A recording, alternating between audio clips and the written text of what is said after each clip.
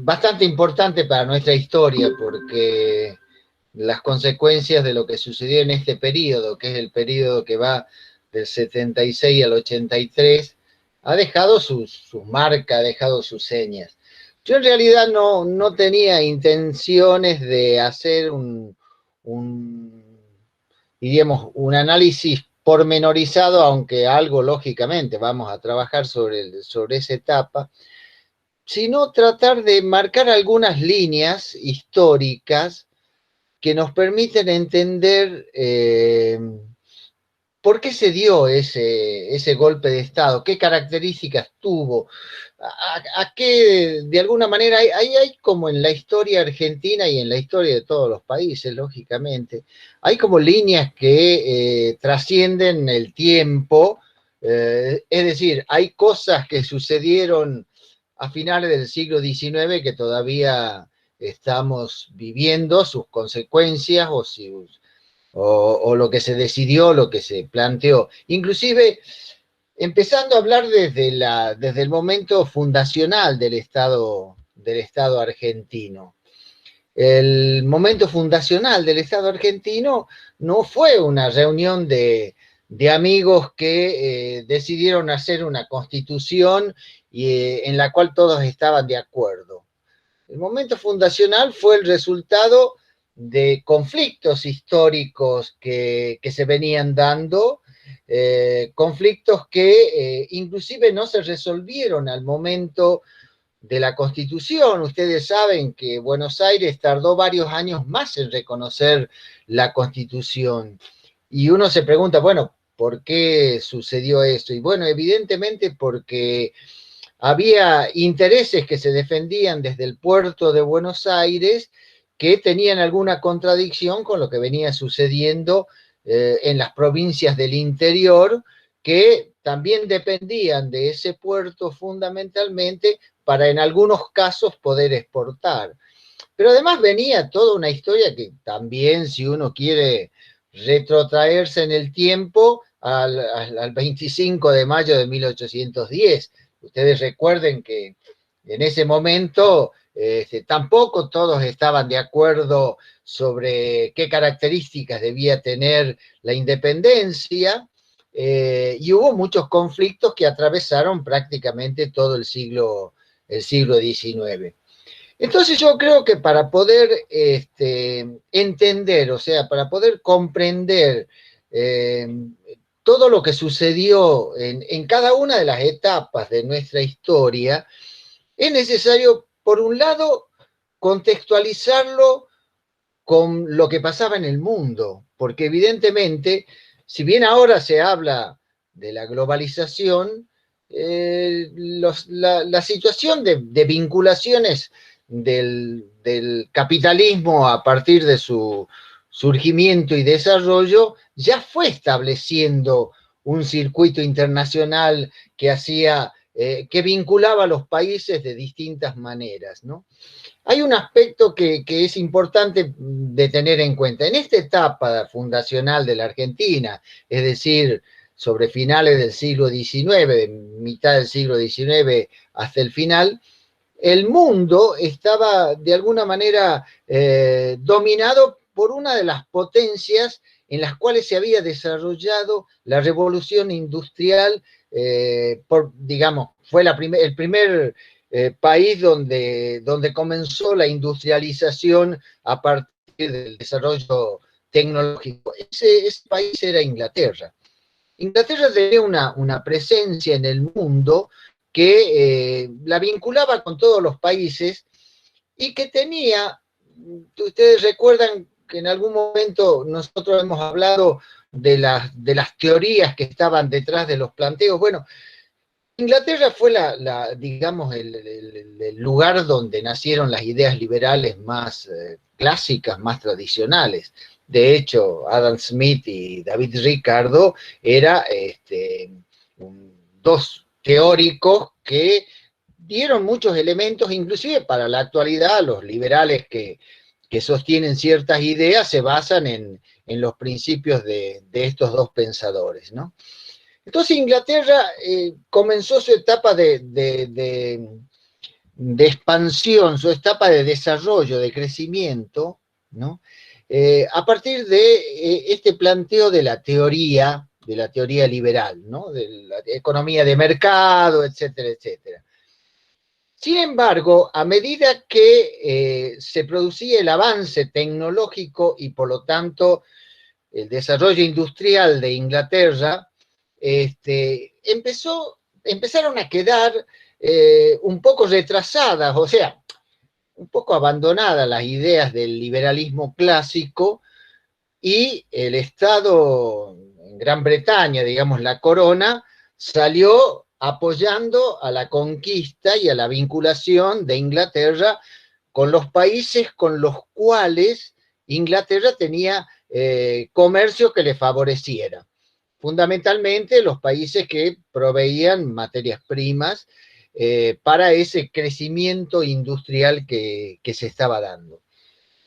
Hay un aspecto de la teoría de David Ricardo que Inglaterra lo toma,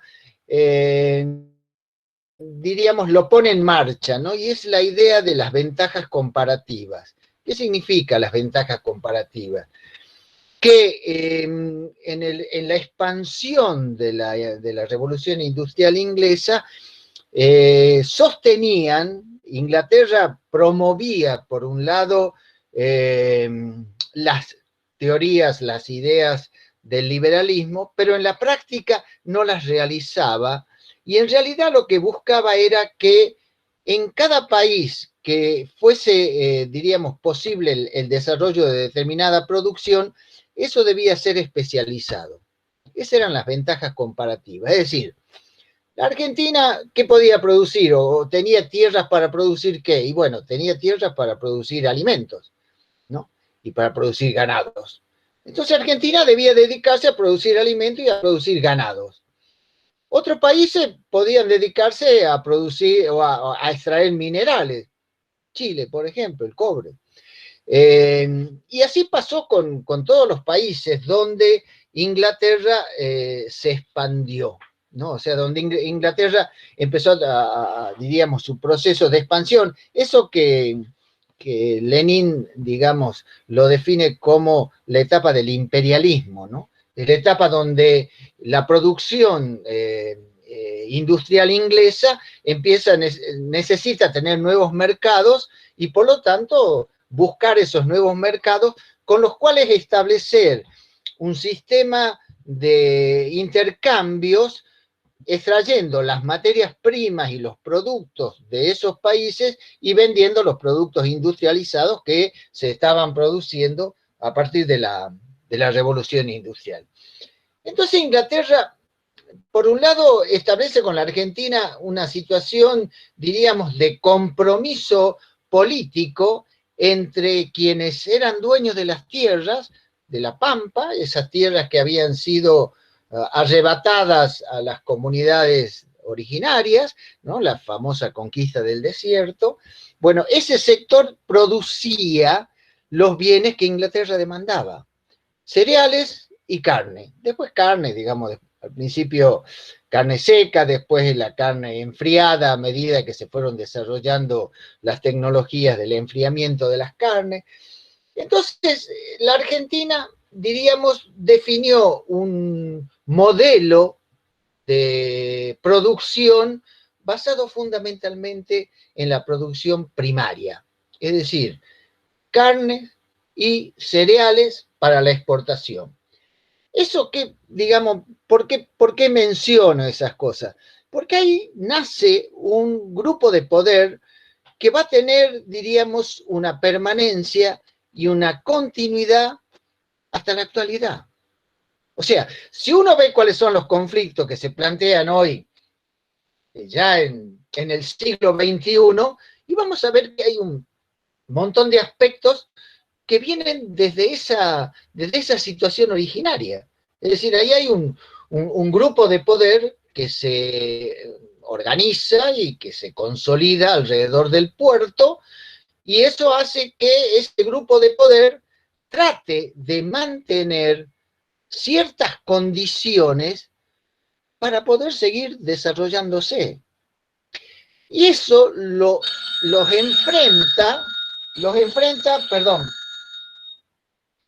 y eso los enfrenta con otros sectores de la economía que tenían por ahí otros proyectos diferentes, ¿no?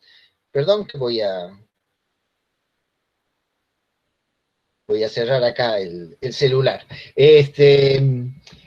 Entonces, ahí va a empezar un conflicto permanente en la Argentina y una situación que, como les decía, no se ha modificado en gran medida. Sigue habiendo sectores que están ligados a las exportaciones primarias que de alguna manera rechazan otros proyectos económicos que podrían generar otro modelo de sociedad. Y generar otro modelo de sociedad implicaría perder ciertos privilegios o cierto poder en la sociedad. Entonces, volvamos a esta idea. Inglaterra es el contexto con el cual se vincula todos estos sectores dominantes que surgen a partir de este comercio. A medida que se va desarrollando la historia argentina, vemos que el conflicto reaparece cada vez que hay un gobierno que tiene una propuesta diferente o alternativa. Fíjense en ustedes que desde 1890, desde finales del siglo XIX, ¿cuándo se produce el primer conflicto político más o menos que pone en juego estas matrices sociales, estas ideas de sociedad? Con Irigoyen. Es decir, a finales de 1890, ¿no es cierto?, hay toda una revolución de sectores de la clase media, algunas ligadas al campo y otras no, que dan lugar al surgimiento de la Unión Cívica, que después se transforma en la Unión Cívica Radical. Irigoyen es la figura que de alguna manera expresa un modelo diferente, aunque hay que tener en cuenta que tampoco Irigoyen planteaba una revolución industrialista,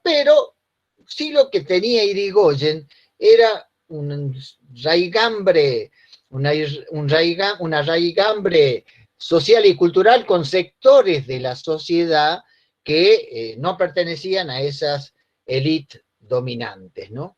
La reforma universitaria de 1918 abría las puertas a nuevos sectores sociales y esa minoría que de alguna manera dominaba la economía, dominaba la política, dominaba la cultura, esa veía en este gobierno un cierto peligro de un término que va a empezar a ser utilizado y que es lo popular, que después se transforma en el populismo. El populismo empieza a ser, diríamos, la forma negativa de un proyecto político, ¿no? Y entonces, si bien hay desarrollos de este concepto como el de Pepe Nun, digamos, que hace un desarrollo diferente de la idea del populismo, en general al populismo se lo identifica con medidas o políticas redistribucionistas de la sociedad. Inglaterra se mantiene, ¿no es cierto?, en el control y en la influencia en el mundo durante mucho tiempo, y después empieza a surgir también por una resolución de un conflicto interno, que es la guerra civil en Estados Unidos de Norteamérica. ¿Quién triunfa en Estados Unidos de Norteamérica? No el sur agrario, no el sur que basaba su producción en la esclavitud y en la producción primaria, sino que el norte industrial.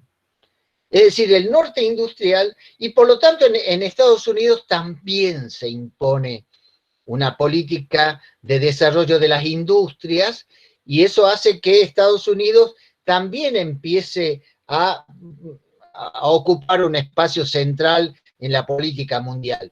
pero fundamentalmente y principalmente porque los procesos de desarrollo económico de estos países digamos, se producen primero en esos lugares y eso les permite establecer con el resto de los países subdesarrollados o no desarrollados, como quieran decirlo, situaciones de desigualdad, en el sentido que yo vendo productos industriales y compro los productos primarios, ¿no? Lógicamente, no es lo mismo vender trigo que vender pan hecho, no es lo mismo vender ya producida, no es lo mismo vender granos de girasol que vender aceite de girasol, por ejemplo. Entonces, los países, digamos, centrales, los países desarrollados, empiezan a establecer una situación de desigualdad. Ahora, esa situación de desigualdad con los países periféricos, con los países subdesarrollados, favorece a un determinado sector. O sea, no es que todo el mundo se perjudica, no es que toda la gente sufre esa situación de dependencia. Hay gente que en esa situación de independencia hacen sus fortunas. Por lo tanto, ese sector ligado al imperio, digamos, tanto a Inglaterra como a Estados Unidos, son grupos que defienden sus propios intereses y, por lo tanto, terminan aliándose con estos países desarrollados. Entonces, veamos, Irigoyen representa la primer figura que no viene de la aristocracia, entre comillas, de estos sectores dominantes que eran poderosos económicamente, dueños del puerto y todo lo demás, sino que Irigoyen viene de otro lugar, y eso, diríamos, a las clases dominantes no les resultaba simpático, aún, como les decía recién, aún que Irigoyen no hubiese planteado un proceso de desarrollo. Sin embargo, tenemos dentro de ese radicalismo donde está Unión Cívica Radical, que está Irigoyen, también tenemos un sector social ligado a esos sectores tradicionales del poder económico y político. Y es lo que se conoce como el alvearismo, es decir, quienes apoyaban a Alvear, que Alvear representaba de alguna manera dentro del radicalismo una alianza más estrecha y aceptación de las condiciones que tenían las clases dominantes. Entonces, ¿qué pasa con Irigoyen? Lo derrocan.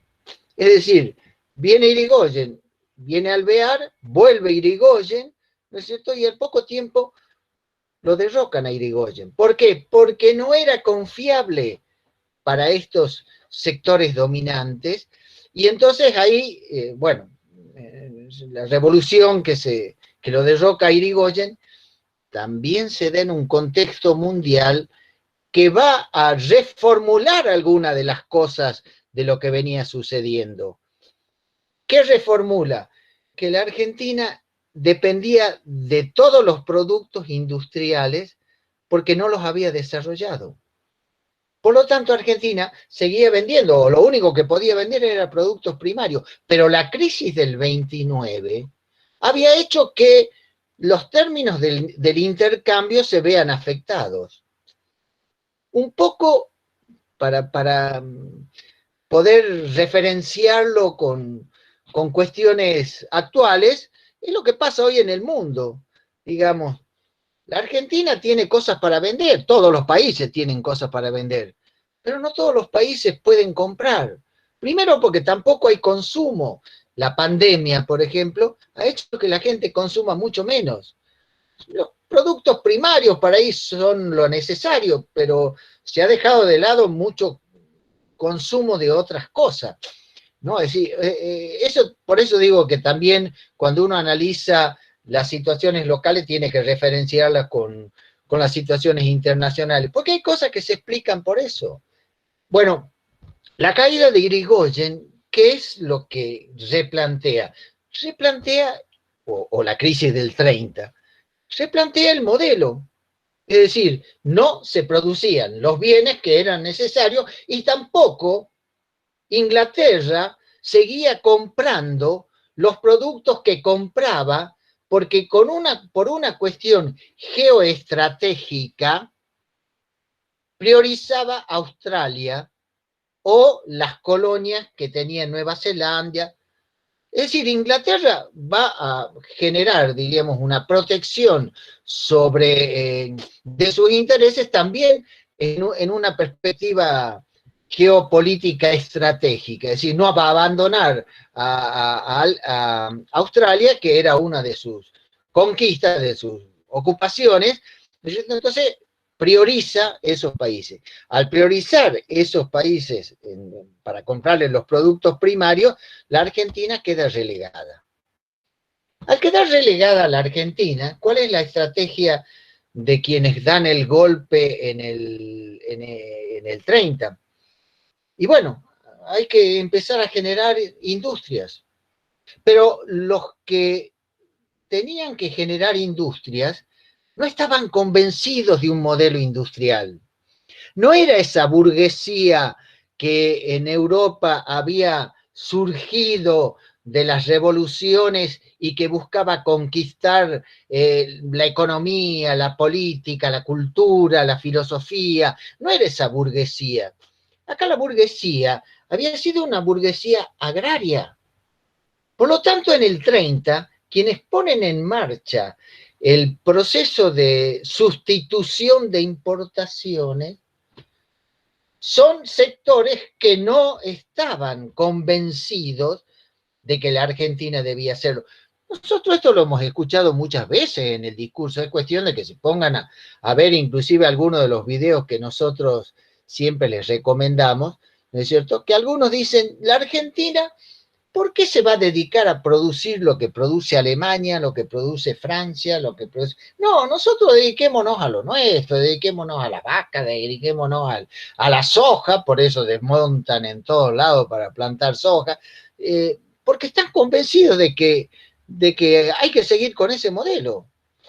Y no, digamos, en la historia vamos a tener algunos momentos donde ya lo vamos a ver. Entonces, a partir de la crisis del 30, ¿cómo se hace para contener a este movimiento político que se había desarrollado alrededor del irigoyenismo y que también había otros sectores que provenían del anarquismo, del socialismo, del comunismo, que eran todos sectores políticos ligados a los sectores trabajadores que también pedían un cambio político mucho más profundo que el que podía plantear Irigoyen, lógicamente, pero todos esos presionaban sobre el poder político. ¿De qué manera el poder político tradicional diríamos, puede controlar esos movimientos? Y con lo que se conoce como la década infame. Es decir, ellos mismos reconocen la necesidad del fraude para evitar que los radicales que venían de los sectores irigoyenistas puedan empezar a ocupar cargos de gobierno en la provincia de Buenos Aires fundamentalmente y en algunos otros lugares. Entonces era un fraude patriótico, así lo definían, fraude patriótico. ¿Qué significa? Y bueno, que las elecciones eran absolutamente manipuladas y que no se permitía la participación de aquellos sectores que venían diríamos, más ligado al campo popular. Entonces, durante la década infame, estos sectores produjeron un cierto grado de industrialización, pero en la medida que hay un reordenamiento en el mundo, recordemos nosotros que en el 39 comienza la Segunda Guerra Mundial. Entonces eso también empieza, diríamos, a generar al interior de la Argentina, generar ciertas situaciones, ciertos conflictos. ¿Por qué? Porque la fuerza de los países que intervenían en la guerra, que al principio fue Alemania, después se suma Italia, la fuerza estaba dada en su fortaleza industrial.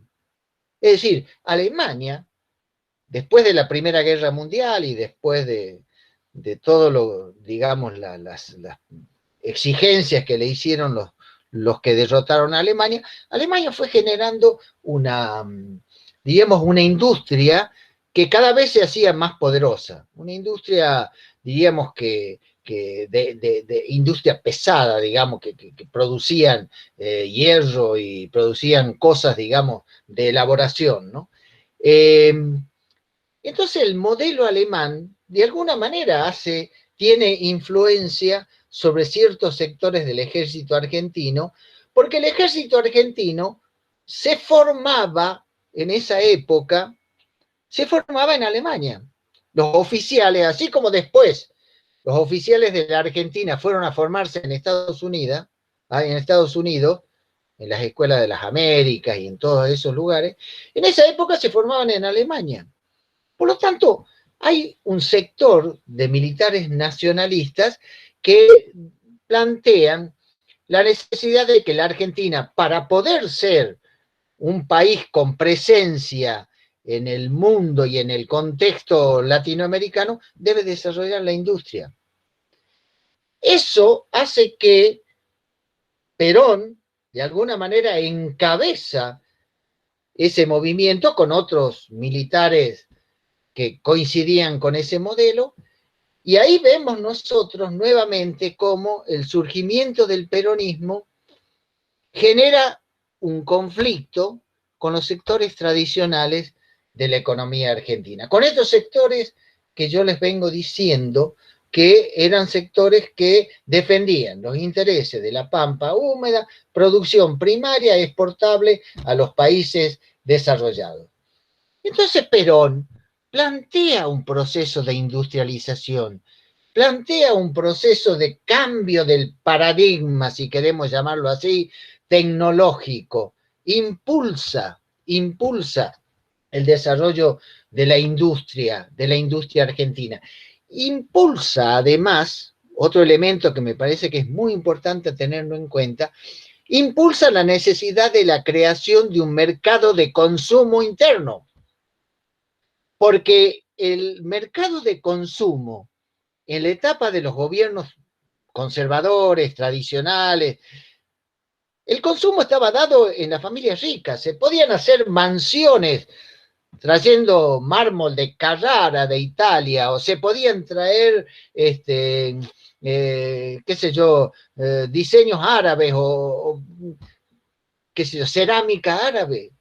¿Para qué? Para construir esas mansiones que en Buenos Aires, en la provincia de Buenos Aires, inclusive hay uno de esos libros de difusión donde muestran todas las grandes construcciones, las grandes mansiones que se hacían en la provincia de Buenos Aires, pero ¿quiénes hacían? ¿Quiénes consumían? Consumía un grupo pequeño, no era un consumo masivo. Los sectores populares no accedían a cuestiones básicas. Entonces, ¿Perón qué hace? Perón impulsa el desarrollo económico, impulsa el mercado interno. Entonces ahí, cuando impulsa el mercado interno, ¿cuál es el conflicto? Y bueno, que hay que pagar más salarios que los que se pagaba en la explotación agrícola. Y ese pagar más salario enfrenta de nuevo a este proyecto político, ya no hablemos de la figura, ¿no? Este proyecto industrialista lo vuelve a enfrentar con el proyecto de producción primaria. Y entonces, ¿en qué termina esa historia? Termina en otro golpe de Estado. El golpe de Estado del 55 es el golpe de Estado que llevan adelante, que impulsan y apoyan los sectores ligados a esa producción primaria, esos sectores tradicionales que veían en el peronismo, veían este crecimiento, el crecimiento de un sector social al cual le tenían mucho miedo. Y ese sector social eran los trabajadores. Porque pensemos, el modelo industrial genera, diríamos, la búsqueda de mano de obra para trabajar, o sea, la industria necesita mano de obra. Entonces crece un sector social que empieza a tener intereses contrapuestos con los viejos propietarios de la tierra, de los bienes, etcétera, etcétera. Ya en Europa ya se había visto qué había pasado con los trabajadores. Recuerden ustedes que esto lo hemos dicho en alguna oportunidad, que el manifiesto comunista de Carlos Marx, que dice proletarios del mundo unidos, es de 1848. O sea que a mediados del siglo XIX ya la agudización de los conflictos entre las clases dominantes y los sectores trabajadores ya estaban ahí puesta en escena. Por lo tanto, para estos sectores tradicionales de la Argentina, la generación de industrias generaba también el surgimiento de trabajadores. Y no nos olvidemos que a principios del siglo XX, tanto los anarquistas como los comunistas, como los sindicalistas, digamos, todos los movimientos, digamos, que defendían los intereses proletarios, tenían una presencia fuerte en ciertos gremios y además impulsaban y generaban nuevas agremiaciones en los trabajos que se hacían. Entonces a Perón le dan un golpe de Estado los sectores tradicionales. Los sectores tradicionales que, de alguna manera, bueno, también el mundo había empezado a transformarse. Recuerden ustedes que en 1945 termina la guerra y estamos hablando de 10 años después. O sea, cuando el mundo vuelve a reestructurarse en términos económicos y en términos políticos y emerge con fuerza mayor que la de Inglaterra, Estados Unidos de Norteamérica.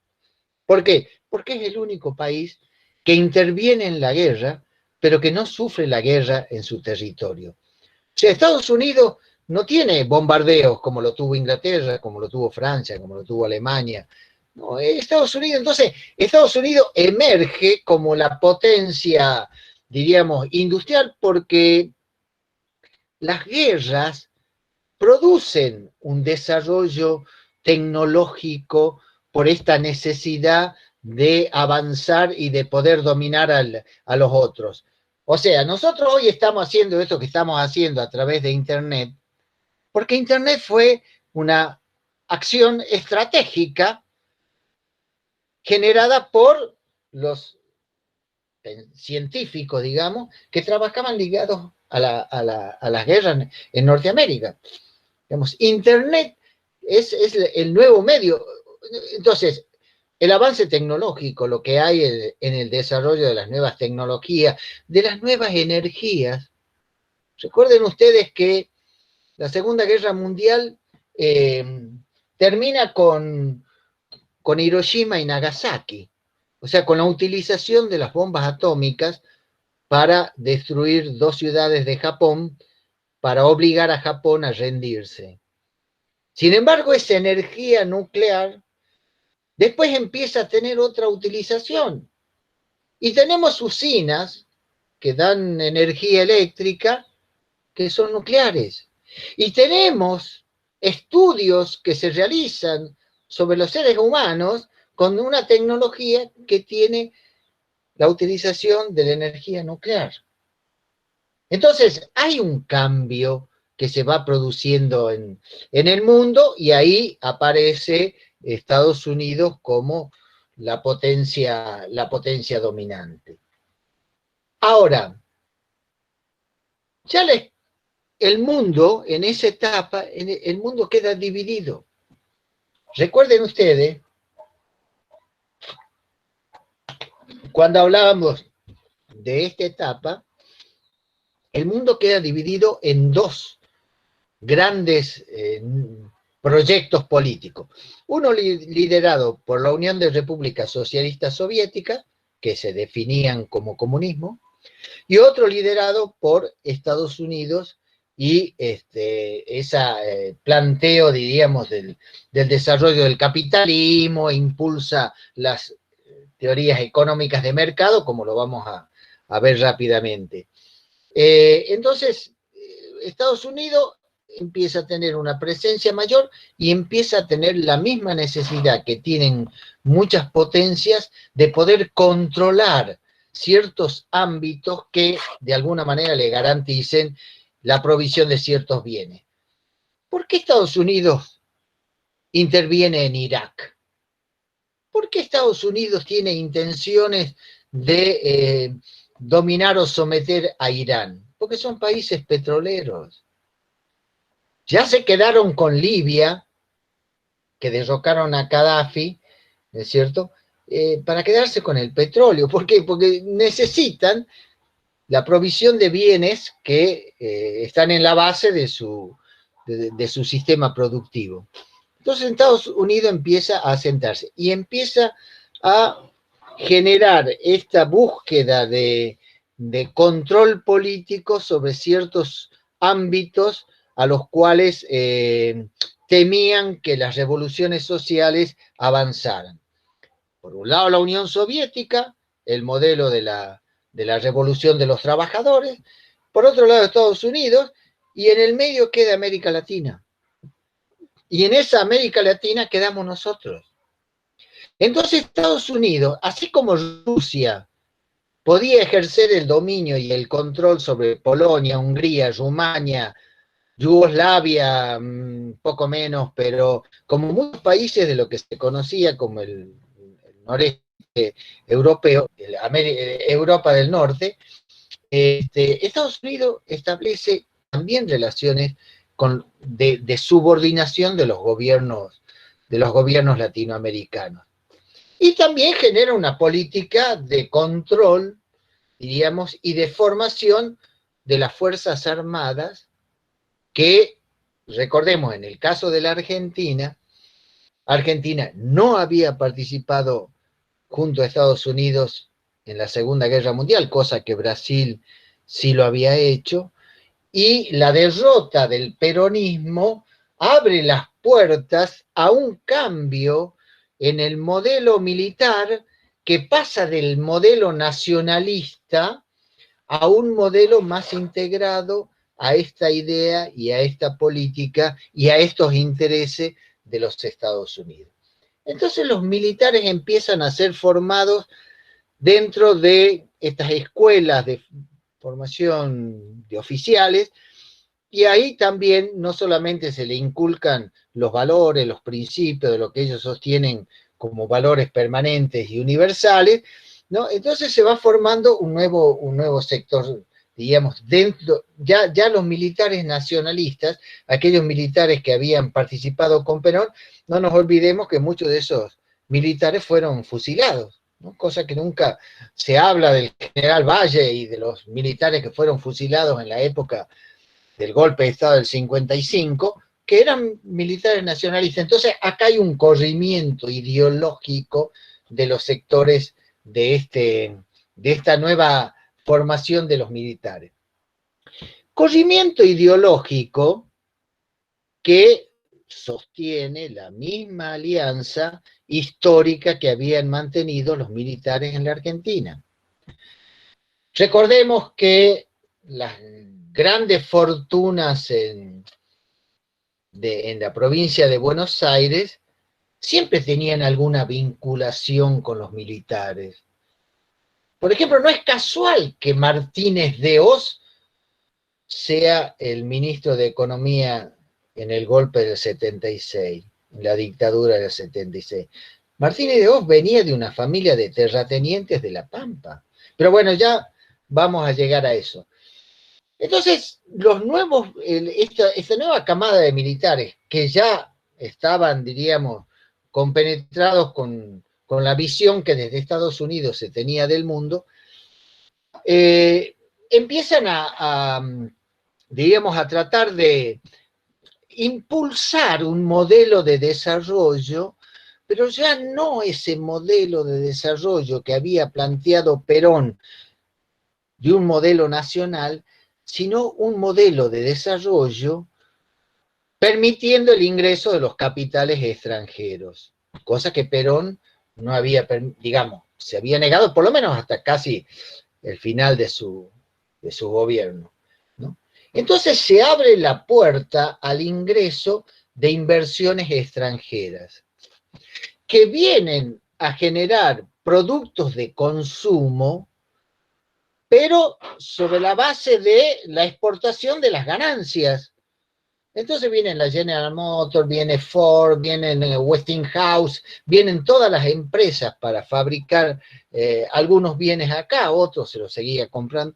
Y después los recursos que se generaban por el consumo pasaban a las matrices, a las casas centrales. Y uno se preguntaría, bueno, ¿por qué se había cambiado esta idea de la industrialización si es que le tenían tanto miedo al desarrollo de los trabajadores? Porque la mejora en las condiciones de vida de los trabajadores, de alguna manera, neutralizaba las condiciones de pobreza que podían llevar a una rebelión social. No nos olvidemos que en el 58 se produce la Revolución Cubana.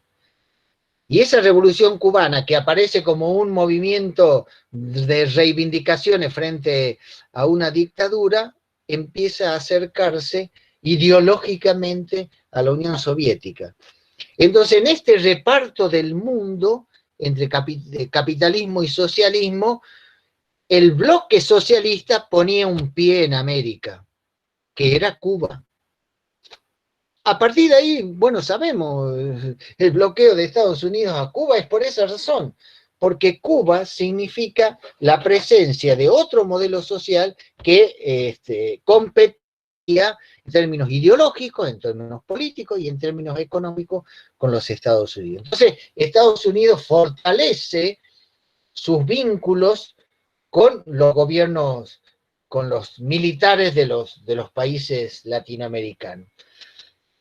Y cuando se producen ciertos movimientos políticos que de alguna manera expresan ideas diferentes al predominio de este modelo de producción primaria, hay una reacción, ¿no?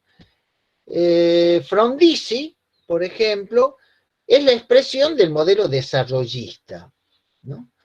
Era un modelo, diríamos, de apertura económica, de apertura a las inversiones extranjeras, pero también al principio Frondizi había tenido un discurso muy reivindicatorio del petróleo argentino, la necesidad del desarrollo, la necesidad de fortalecer el desarrollo a partir de ese petróleo nacional, que después queda de lado un poco en su gobierno. Pero Frondizi también volvía a generar un problema porque Frondizi se acercó al peronismo. El peronismo fue proscripto desde 1955, ¿no es cierto? Durante 18 años. O sea, no se podía manifestar nada que pudiese representar. No se podía hablar de Perón, no se podía hablar de Eva Perón, no se podía hablar de peronismo, no se, digamos, estaba todo prohibido, todo eso era reprimido. Por eso ustedes verán que la P y la B, que aparecen como expresión del peronismo, en realidad es Perón vence, Perón vuelve, que era la manifestación como los peronistas hacían, digamos, agarraban una tiza, iban a la pared y hacían una B y una P y ahí mostraban su resistencia a las políticas que se llevaban adelante. Entonces, Frondizi no es confiable para los militares argentinos, además porque se encuentra con el Che Guevara en Uruguay, en una reunión que hay de la ALAC, del ALPRO, de la Alianza para el Progreso. Entonces Estados Unidos, Frondizi no es confiable. ¿Cuál es el resultado? Lo voltean. Golpe de Estado. Primero un golpe, diríamos, que lo ponen al vicepresidente, lo ponen de de presidente, Guido, que era una persona que no representaba ningún peligro para estos sectores. Y entonces ahí vuelve a plantearse la derrota de, este, de este gobierno, digamos, del gobierno de Frondizi, que tenía un proyecto de alguna manera industrialista. A partir de ahí se comienza de alguna manera recuperar, porque la idea del desarrollo económico ya estaba instalada en la sociedad. Había sectores económicos que se habían favorecido con el desarrollo industrial. Por lo tanto, eran otros factores de poder que impulsaban los procesos de industrialización. Entonces empieza a haber un crecimiento y un fortalecimiento de esos sectores. ¿Y cómo se resuelve eso?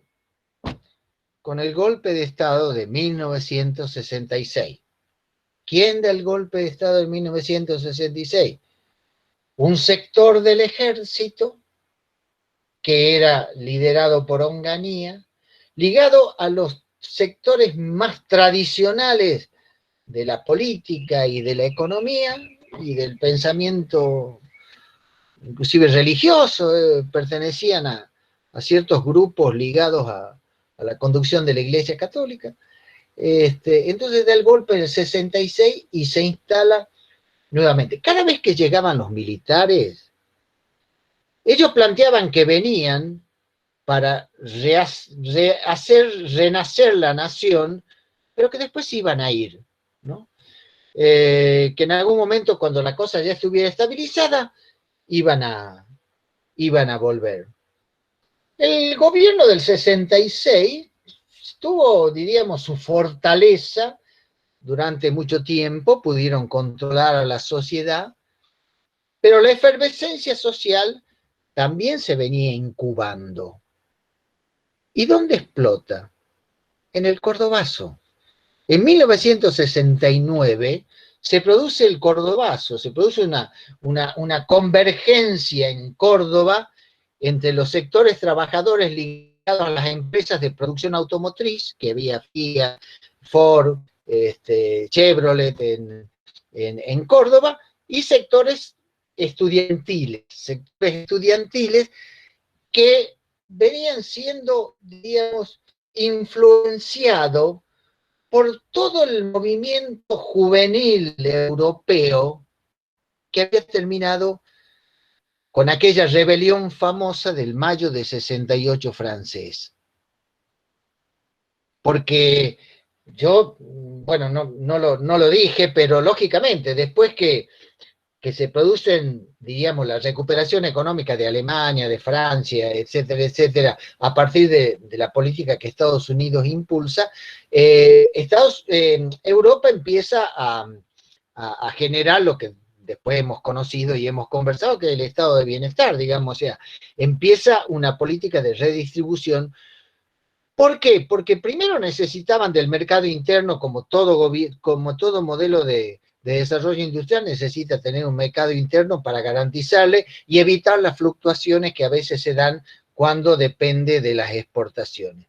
Entonces hay un mercado interno grande, hay una política del Estado orientada al beneficio social, pero al frente estaba la Unión Soviética. Y la Unión Soviética seguía promoviendo y proponiendo un cambio social que pusiera a los trabajadores en la conducción política, en el gobierno. Y entonces había ahí, diríamos, conflictos internos en los países capitalistas de quienes representaban esa propuesta política y quienes sostenían, diríamos, el desarrollo o las ideas del capitalismo.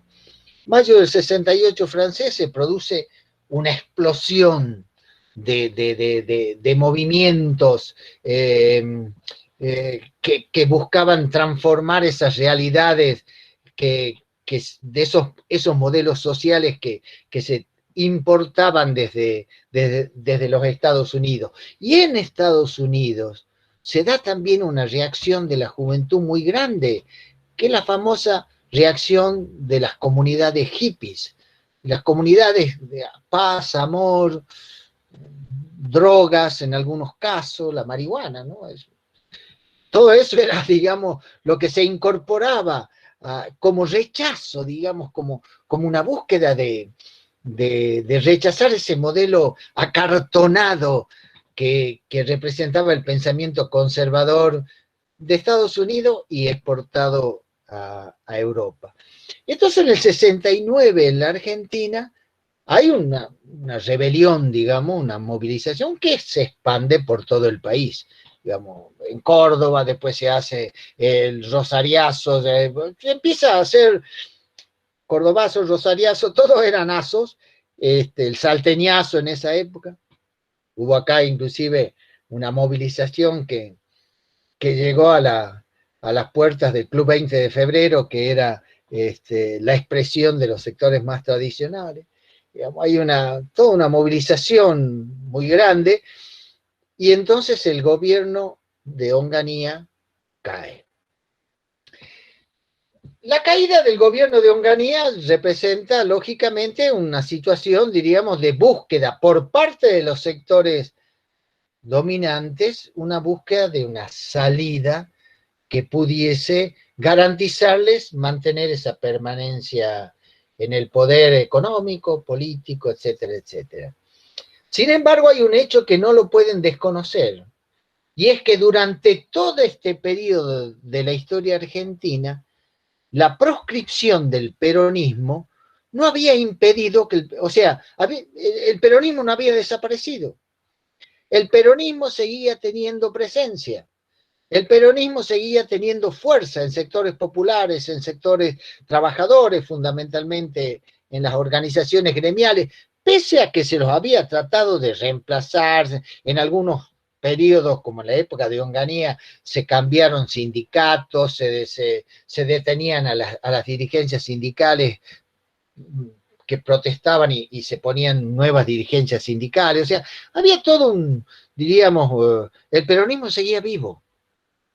Entonces, ¿qué es lo que plantea Lanús en ese momento? Negociar con Perón, que Perón vuelva, porque Perón estaba exiliado en España después de haber pasado por otros exilios. Entonces Perón, vuelve Perón, y en ese momento, diríamos, esa efervescencia política se manifestaba en quien era el representante de Perón, que era Héctor Cámpora. Ustedes habrán visto ahora la Cámpora, ¿no? Bueno, Héctor Cámpora era el representante de Perón y de alguna manera expresaba la idea de esas juventudes que querían cambiar, que querían un nuevo modelo social. Y entonces, bueno, ahí lógicamente eso, Cámpora no era la figura que los sectores políticos económicos tradicionales preferían. Entonces después, bueno, Cámpora renuncia y después de elecciones asume Perón, que al poco tiempo muere. Y queda en el lugar Isabel Martínez, que era la mujer de Perón, pero que también alrededor de ella se habían nucleado ciertos grupos como López Rega y todo lo demás, que no le daban confianza a los sectores tradicionales del poder en la Argentina. Y entonces, ¿qué deciden estos sectores impulsar? Impulsan el golpe de Estado de 1976. Recuerden lo que yo les decía, ya las Fuerzas Armadas Argentinas estaban siendo formadas en Estados Unidos y se habían desarrollado a partir de la guerra de Argelia y a partir de una serie se habían desarrollado ciertos mecanismos para evitar que existan revoluciones triunfantes, ¿no? Entonces, se fortalece la idea de que el enemigo no está afuera, sino que el enemigo está adentro, y entonces hay que aislarlo y hay que aniquilarlo. Esa era la palabra, hay que aniquilarlo al enemigo. ¿Quién era el enemigo? Y bueno, el enemigo eran argentinos que vivían, nada más que protestaban, que no coincidían, que buscaban un cambio de sociedad, etcétera, etcétera. Entonces el 76, ese golpe militar, cambia radicalmente las formas que tradicionalmente se habían dado los golpes. Pues los golpes anteriores había habido persecuciones, ya les dije, en el 55 había habido fusilamientos, pero en general la gente podía exiliarse, o sea, durante la época de estos otros golpes militares. En el 76 comienza la aplicación de lo que fue elaborado en las usinas del poder en Estados Unidos, que se llama la Doctrina de Seguridad Nacional.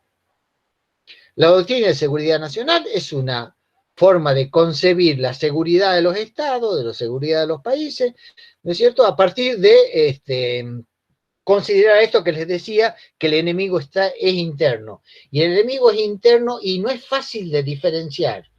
¿Por qué? Porque es uno más de nosotros, ¿no?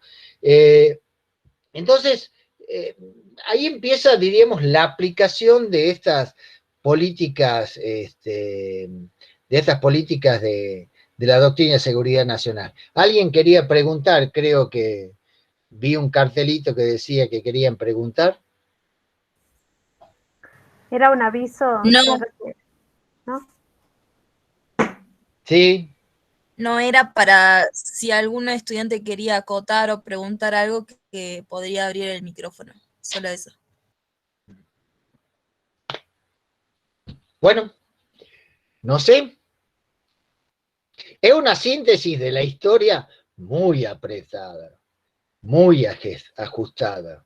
Pero lo que pasa es que para hablar del 76, para mí no podíamos empezar con el 24 de marzo del 76, porque esto era algo que viene desde los orígenes de la creación de la Argentina.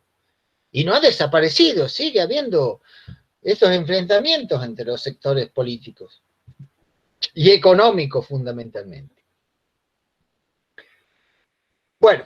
Igual, Ger, ahí dejamos en la plataforma también esto de que vos hace rato mencionabas los de los videos, que todos los años ponemos, que son 3, son videos de Canal Encuentro para también ampliar un poco lo que el profe les explicó, así que bueno, ahí tienen para seguir profundizando.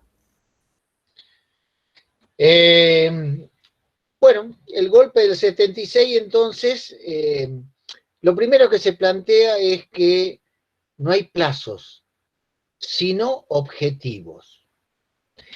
¿Qué significaba que no hay plazos? Porque yo les decía recién que en los golpes militares anteriores planteaban al tiempo, cuando ya empezaba a haber cierto desequilibrio, inclusive conflictos internos entre los distintos grupos militares, empezaban a ver la salida política, ¿no? Entonces, en todos lados trataban de que fuese una salida política negociada con los sectores tradicionales, etc. Pero acá se da ese golpe y lo que se intenta a partir de la doctrina de seguridad nacional y a partir de que se consolida como modelo económico el modelo neoliberal que se consolida en Estados Unidos, en Inglaterra y que se expande como un modelo digamos, como que el funcionamiento de la economía debía, digamos, regirse por ciertas leyes que eran las que plantea el neoliberalismo. Entonces hay una necesidad, estos militares que dan el golpe en el 76, de generar un cambio cultural que permita la desaparición del peronismo. Porque ese grupo social no había podido ser anulado, podían haber negociado, podían haberse incorporado sectores del peronismo a los proyectos políticos. Bandor, por ejemplo, fue una de las figuras sindicales que planteó el peronismo sin Perón, ¿no es cierto?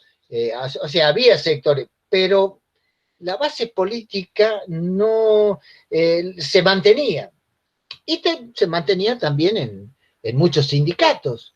Entonces, ¿cuál era el planteo de los militares del 76?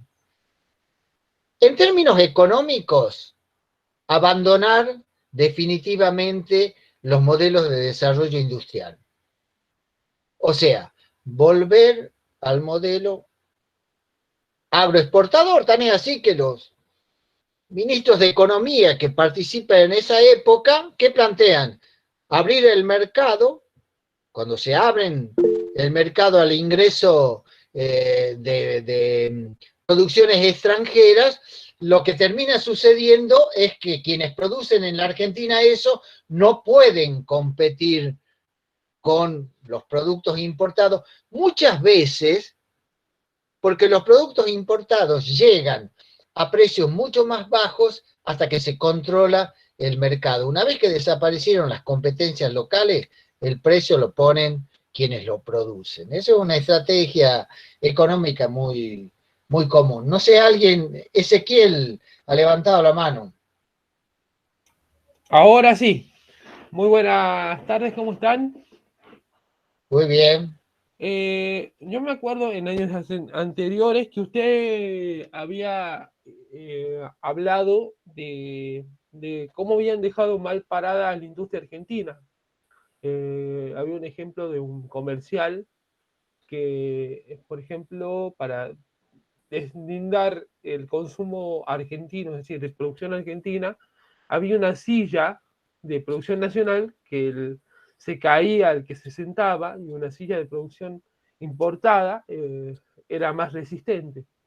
Por ahí, más que una pregunta, sí, pregunta y opinión, ¿usted cree que esto hubiese cambiado con el tiempo, con el valor histórico que tiene la dictadura más allá de la represión? Si se hubiese apostado a la industria nacional o no había intereses de apostar a una industria nacional, que ya era increciendo cuando cayó Perón, digamos. Yo, lo que uno lee en los libros de historia, hay una vinculación muy estrecha entre los sectores tradicionales y los militares.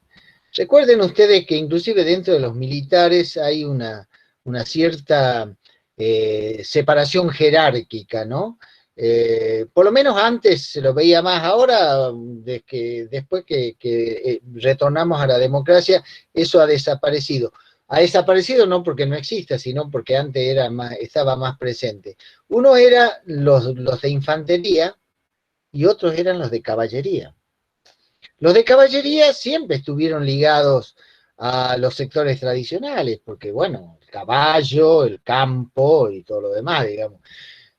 Hubo muchas vinculaciones familiares, ¿no? Casamientos entre militares y descendientes de las familias poderosas. O sea, muchos, por lo menos las jerarquías militares, estuvieron muchas veces ligadas a los sectores más tradicionales, ¿no?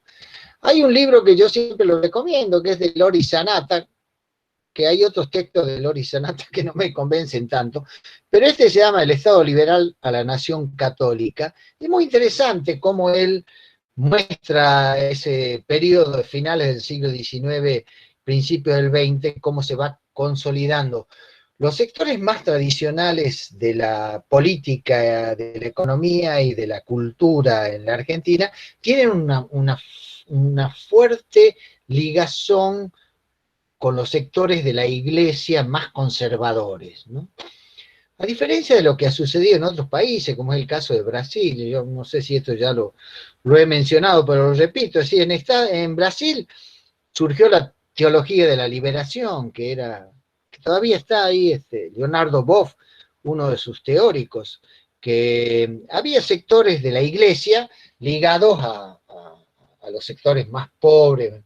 Acá en la Argentina eso fue muy combatido, ¿no? Solo veamos lo que pasó con los curas palotinos en la época de la dictadura.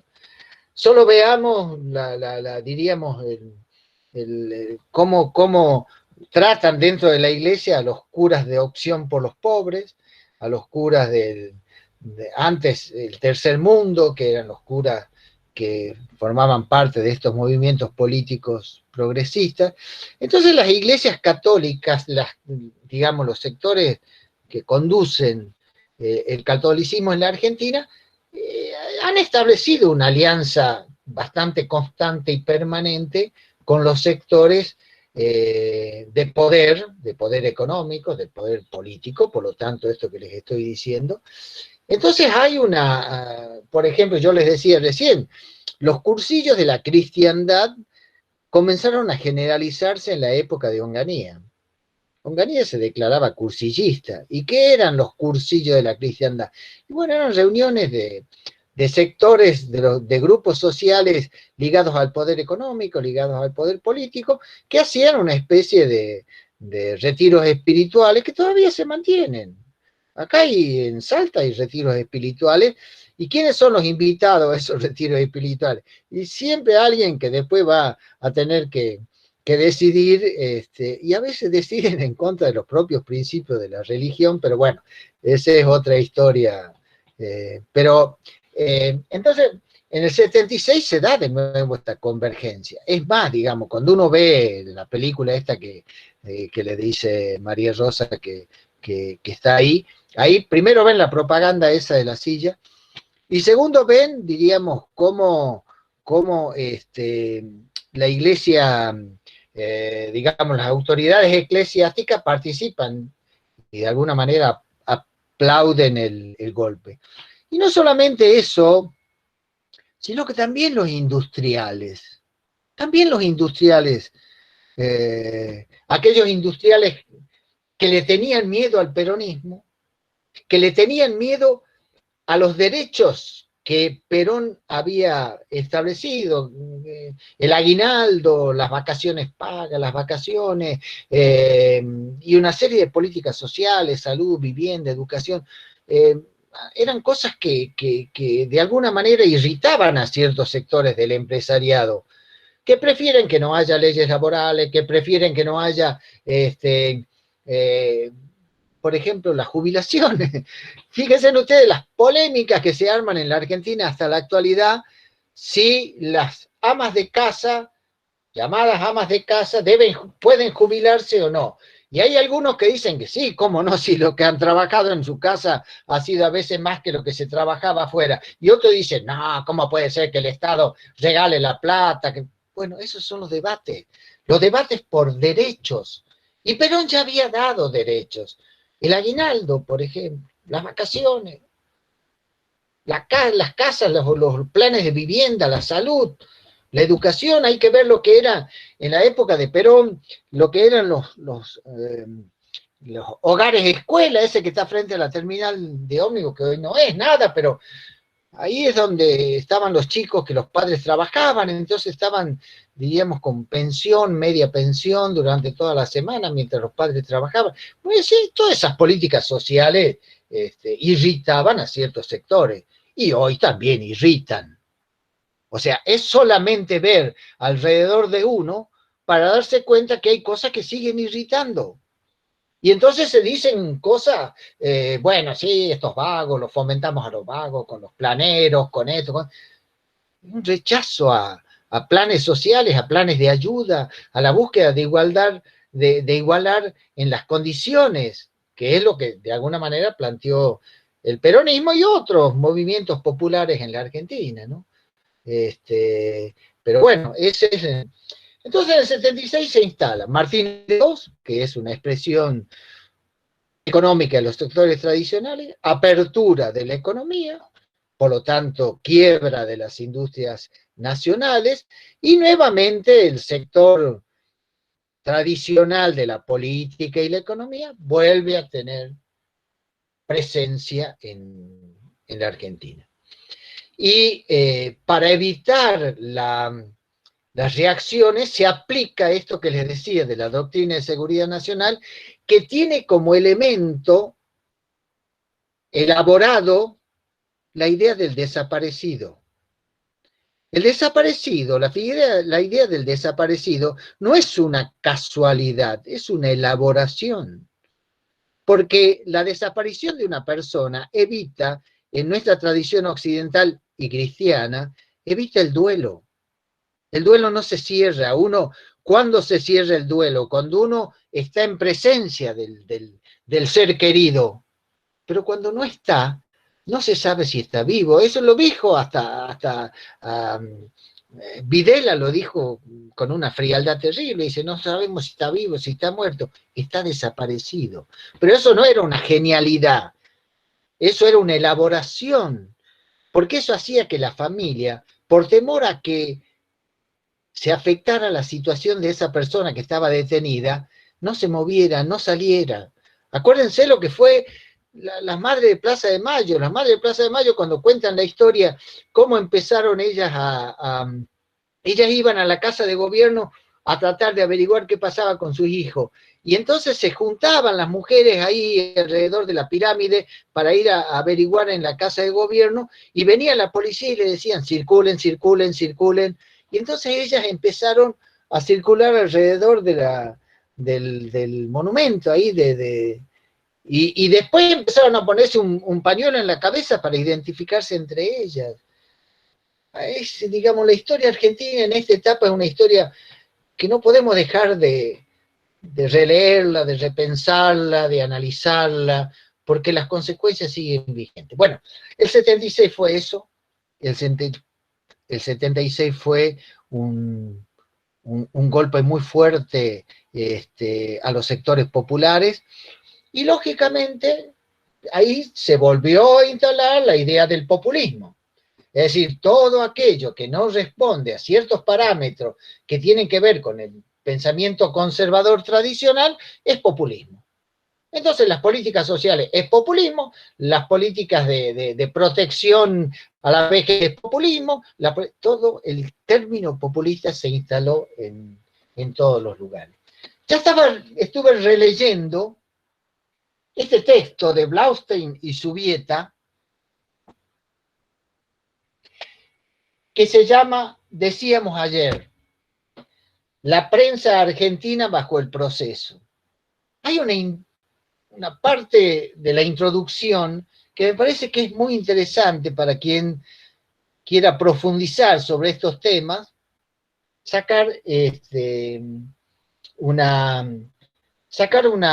copia de la introducción, no de todo el libro, porque todo el libro, diríamos, tiene como 800 páginas, no, 640. Es bueno para alguien que investigue, que lo pueda ver, ¿no? Pero si no. Y fíjense, acá hay una cosa que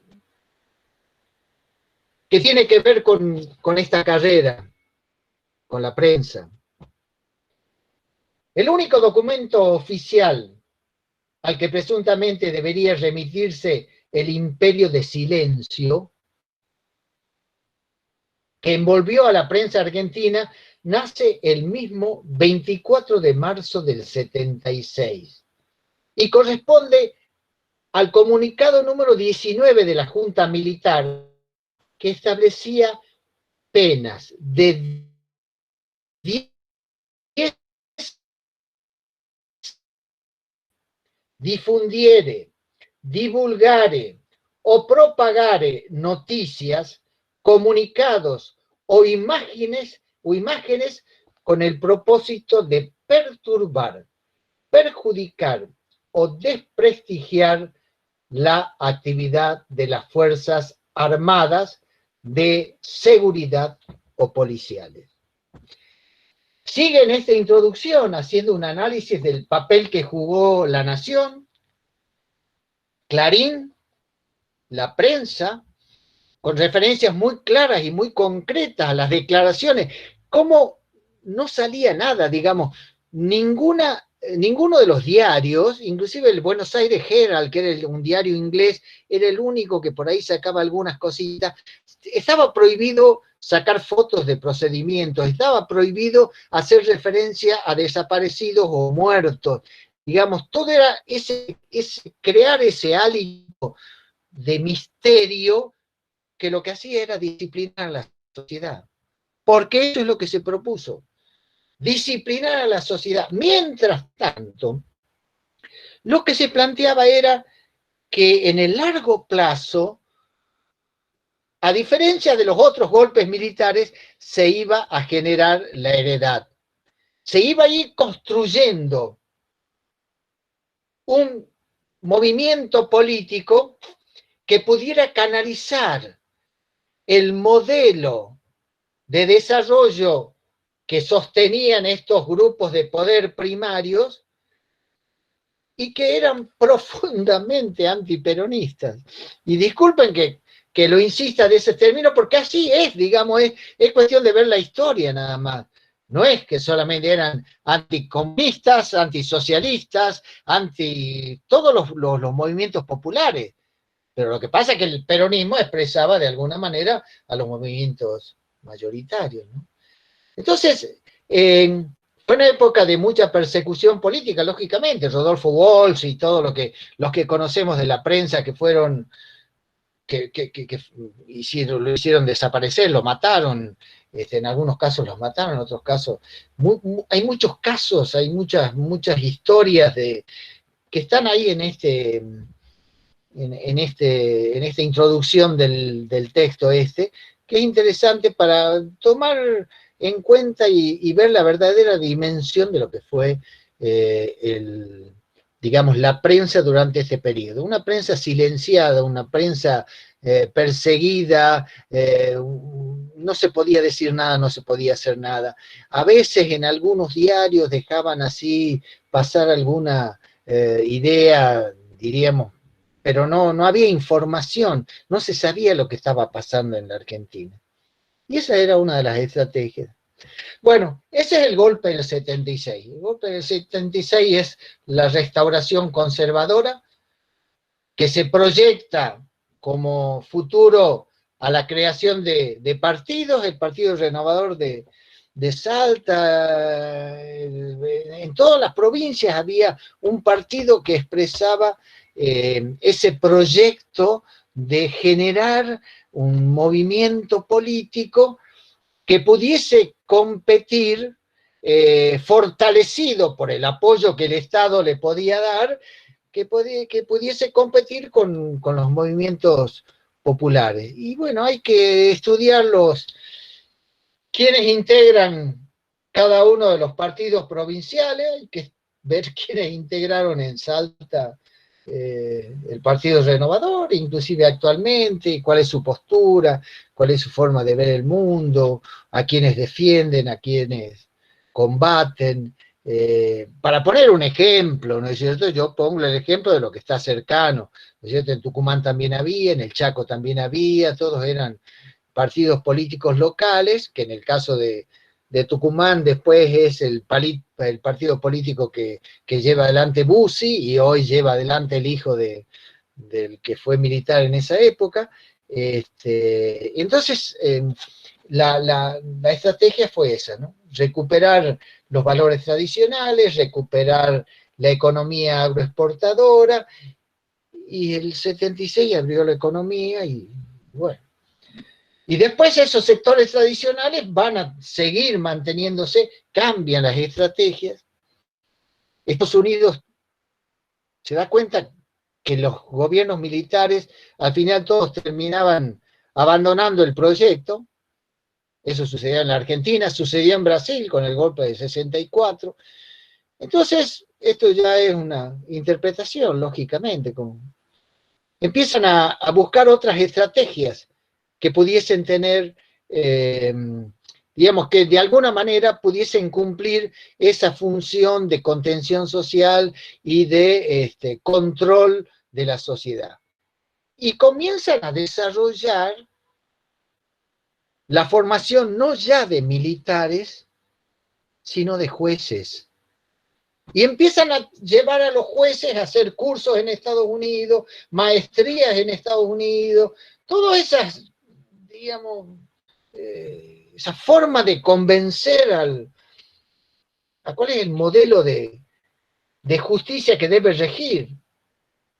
Lo vimos con Moro en Brasil, lo vemos con muchos jueces en la Argentina. Y entonces acá se produce una nueva alianza que es muy interesante y que eso ustedes tienen que profundizarlo, y es la alianza entre el Poder Judicial y la prensa. Porque también la prensa comienza un proceso de concentración. Y entonces, mega empresas, caso de en la Argentina, o Globo en Brasil, Slim en México, en todos los países, Perú, por ejemplo, ahora acabo de leer una noticia que el nuevo presidente peruano le quitó toda la pauta publicitaria al diario que era de especie de Clarín en Perú. Acá no se puede, hay una ley que hace que las pautas publicitarias se distribuyan de determinadas maneras, pero bueno, eso es otra historia.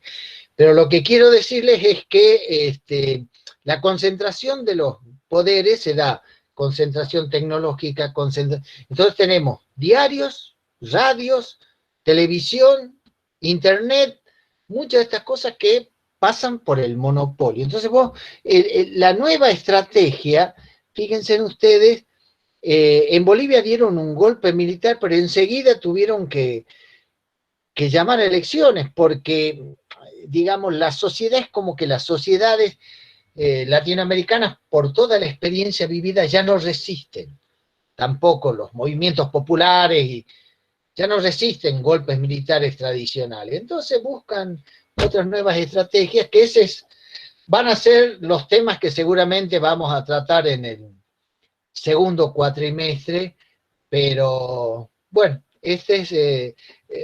lo que uno tiene que remarcar es que esta idea que le dije yo, la idea del que el desaparecido no es un invento argentino, no es algo que se dé porque se le ocurrió acá, es una cosa muy estudiada, pasó en muchos países. Lo que pasa es que pasó en Chile, por ejemplo, que tuvo un golpe de Estado parecido. No pasó en Brasil, porque en Brasil el golpe fue en el 64. Todavía no se habían desarrollado estas nuevas cuestiones. Estas nuevas cuestiones se empezaban a desarrollar en esa época, ya empezaba la doctrina de seguridad nacional, pero se fue perfeccionando, ¿no? Se fueron perfeccionando los mecanismos. Y hoy en la Argentina, si nos ponemos a analizar en profundidad, hay una guerra cultural muy fuerte, una guerra cultural que tiene que ver con el papel, con el rol, con las funciones que le asignan a la juventud. ¿Cómo buscan que la juventud esté en otra cosa, en cualquier cosa, menos que se meta en política? Pero no es fenómeno de la Argentina solo, un fenómeno mundial que se maneja también a través de las nuevas tecnologías informáticas y todo lo demás, ¿no? Hay muchas cosas muy interesantes para estudiarlas. Ustedes lo podrán hacer cuando tengan que hacer las tesis, las tesinas. Hay muchos temas, y temas apasionantes, ¿no? Porque en definitiva es tratar de entender y de comprender qué está pasando y qué papel estamos jugando consciente o inconscientemente. Bueno, no sé si María Rosa crees que hay algo más que haya que trabajar. Yo creo que está muy bien tu introducción. Gracias, Ger, siempre por la claridad. Y también comentarles, ¿no?, que justo esto que vos decías al final, que tiene que ver con el rol de la prensa, es una parte central de la unidad 3. Nosotros vamos a trabajar con los textos que ya están subidos en el Moodle, que es el de Podolsky, Marino, y el de Berbisky, que justamente trabaja en la cuestión de la prensa, esto que el profe leía del comunicado número 19, después vamos a analizar el caso de papel prensa también, así que creo que toda la introducción que hizo el profe hoy es central para empezar a introducirnos, ¿no?, en esta etapa de la historia argentina. Creo que con todo lo que él ya explicó, si ustedes ven los videos, van a ir como entrando en cancha, como se dice, y bueno, como le decía el profe también, ¿no? Ahora, por este nuevo calendario académico que tenemos por el tema de la pandemia, hay otro receso, ¿no?, que no es tan receso porque vienen las mesas de exámenes, pero nos vamos a encontrar recién el último lunes de agosto para continuar la unidad 3. Entonces es importante que avancen con las lecturas, porque también apenas arrancamos, ya viene el TP número 3, que va a ser sobre comunicación y dictadura, ¿no? Entonces traten de avanzar con la lectura de los textos y no perderse con eso. Y bueno, si alguien más tiene alguna duda o alguna consulta, para aprovechar que está el profe Gerardo acá, es el momento de hacer. Comentario también puede ser. Una cosa que yo siempre lo digo, ¿no? Lo que uno hace, yo tengo una mirada de las cosas.